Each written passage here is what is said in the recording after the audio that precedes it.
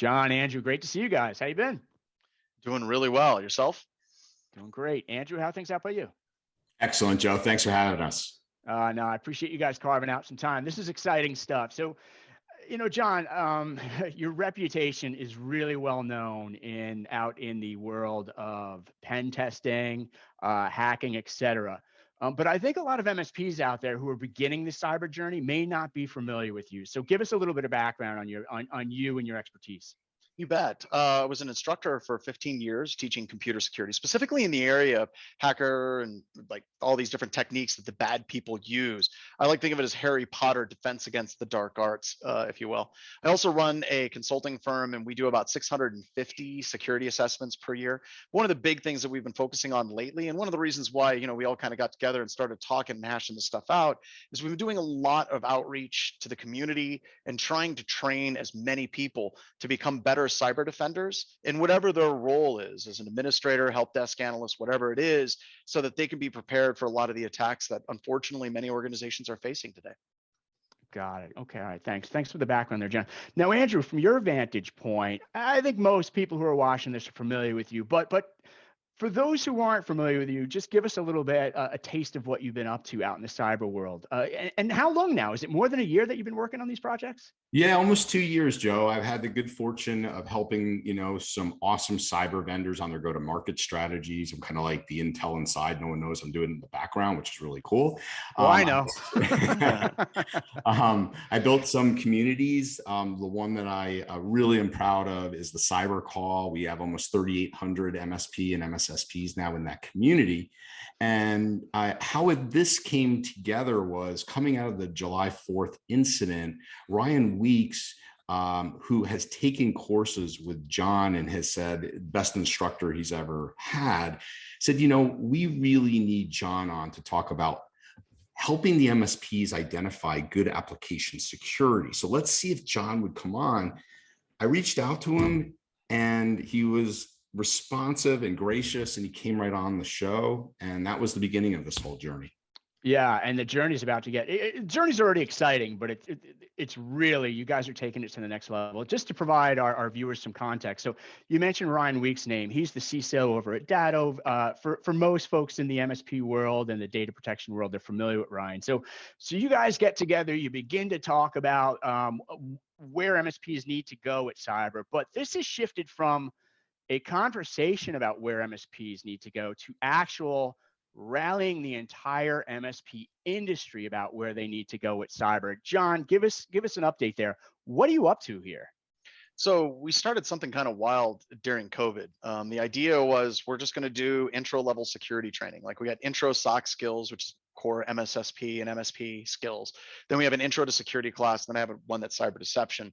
And on a lark, I was like, let's just basically charge whatever people can pay, right? Just to see what happens. Well, it exploded.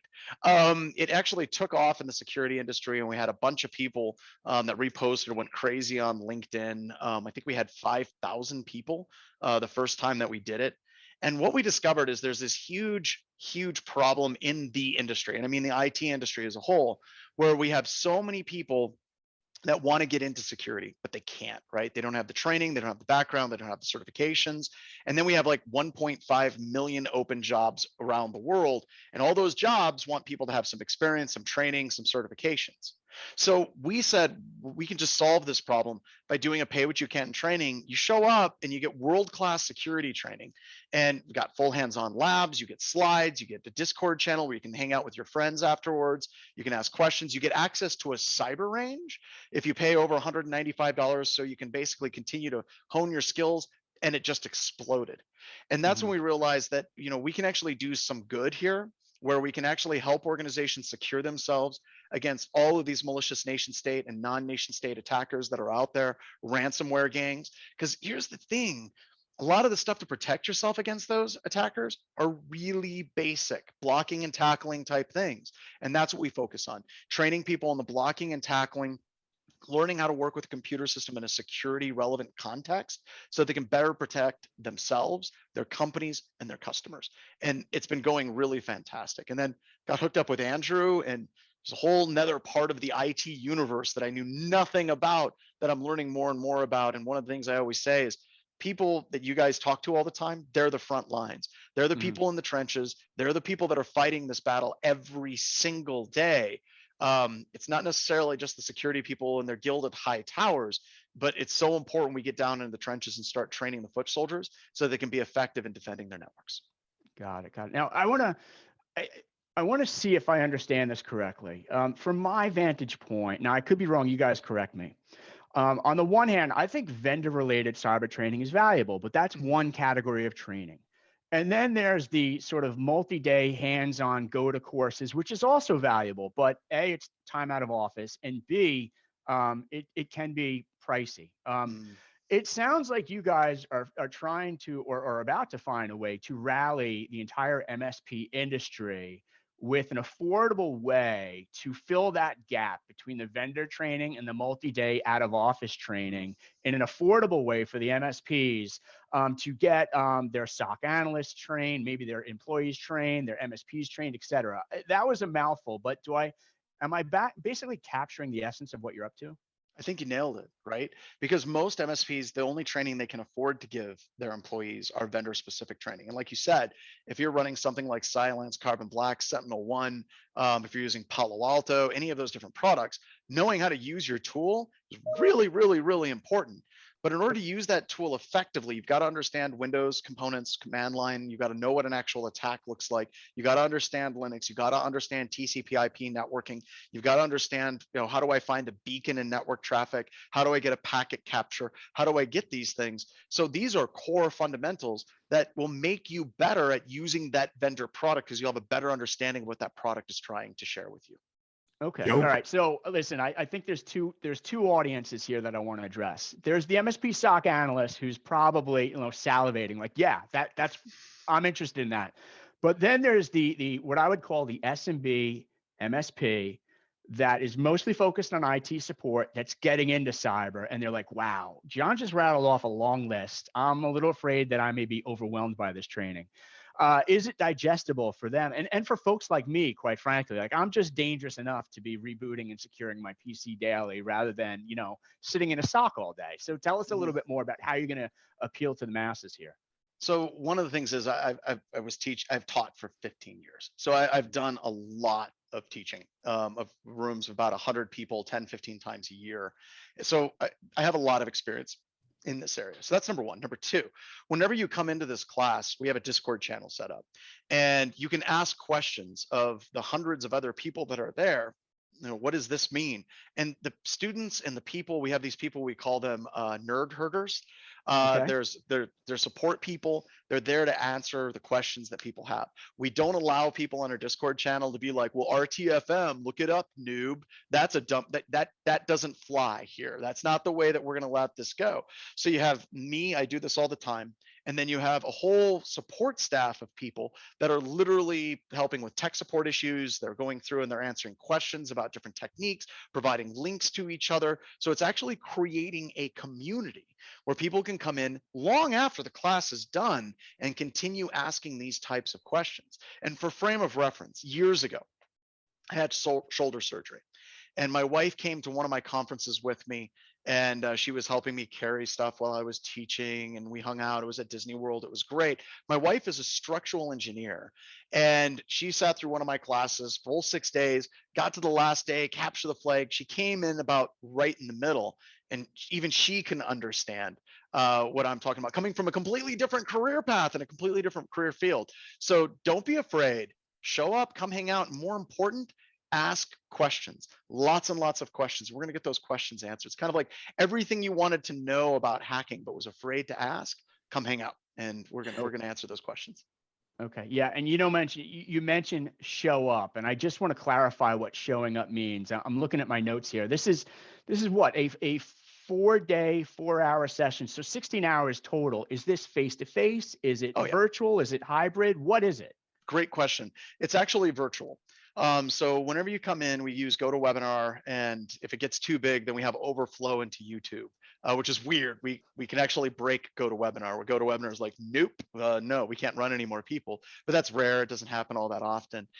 So it's face to face. You see me, and I'm in studio or in my basement. I might be in my basement for the next session, and the Discord channel is set up so you can answer and ask questions and go back and forth with all these different people, and it's recorded. So that recording is important because people have lives, they have jobs, they have children. So this allows them to digest the content at their own pace, go back and re-review something. If they have to miss something, they don't have to worry. They can come back and they can re-watch it. The slides come with the class as well, of course. And then the labs are all built into a Windows virtual machine. We use Windows subsystem for Linux. So we got a Linux VM inside of the Windows VM. It's like a Russian nesting doll of operating systems with easy step-by-step copy and paste instructions to get you through the labs. So it really meets you on where you're at, and we're not locking you into a box. We're not saying the labs are only available for these 4 days. It's completely available to you in your pace, so you can come in and go through it. Awesome. Okay, so final question. If I'm interested in this, within our blog associated with this video, we'll put a registration link or some sort of join link. But for people who check out that link, is this like a one-time thing that you're doing in August of 2021, or is it running for a quarter, or is it forever? I mean, how do you see this rolling out? John, from your vantage point, and then Andrew, from your vantage point. So I did it once a month, and it started burning me out. Like I said, I used to teach once a month. That's my jam. That's what I do. And I used to do 6 hours a day.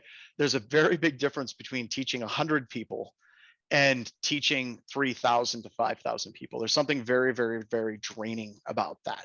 So we kind of spaced it out. So I do it every other month, and it's kind of a cycle. We start with these core SOC and MSP skills, and then we transition into core security skills. Believe it or not, that's a completely different set of things that we talk about. Password complexity, turning on firewalls, two-factor authentication, things like that.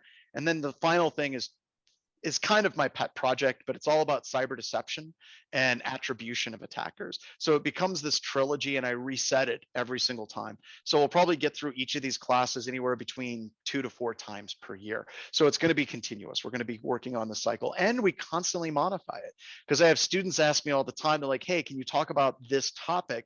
We'll just go off-roading, and the next thing I know, I've written a whole bunch of slides on that topic, and we've added it into the course. So we have some people that take the class again and again and again just to get that new content, and that's okay too. That's perfectly fine. Very cool. And then Andrew, from your vantage point, before I throw that question to you, I want to give our viewers a little more context on you, because you're pretty humble. For those who don't know it, during the early days of ConnectWise or Kaseya, Andrew was working the community before there was a community, and building the community. And he's got this knack of finding the right people at the right time in the right industry, and then things coalesce. And here you are doing it again, Andrew. So from your vantage point, you find John, you and Ryan Weeks have conversations with John. Is the journey forward, the vision you're rolling out, is exactly how you thought it would be when you started whiteboarding this, or how do you see it going forward? Well, wow. First off, thank you for the kind words, Joe. We've known each other many, many years, and thank you for all your awesome work.